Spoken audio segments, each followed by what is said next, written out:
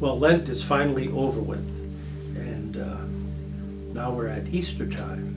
And Easter is the most important feast in the church, where we celebrate Christ overcoming death by his own death and resurrection. This year I've lost several good friends, so I've been pretty close to this business of dying and rising.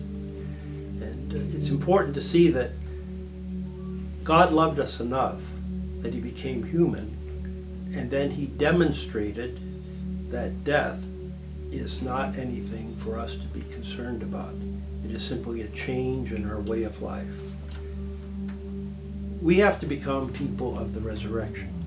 I think too often in the church we stress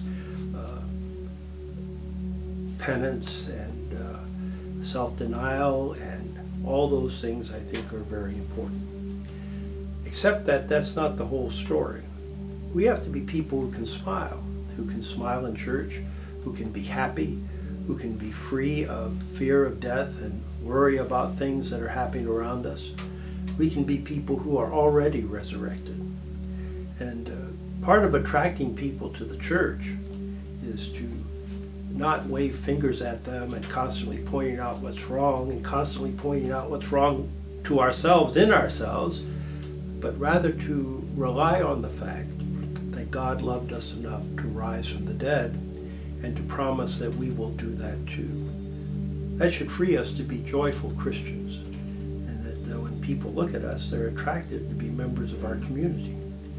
Instead of what often happens when I'm presiding at the Eucharist on Sunday, I look out and say, where's the body? Who died here? We really have confused being solemn, being respectful, with being glum. And glumness has no place in the church. We can be joyful and be respectful. We can be happy and smile at one another and be respectful. We can compliment one another and speak to one another, even in church, and be respectful. And so this is a time of joy. Christ was happy. He rose from the dead. And we have to be happy as well. Happy Easter.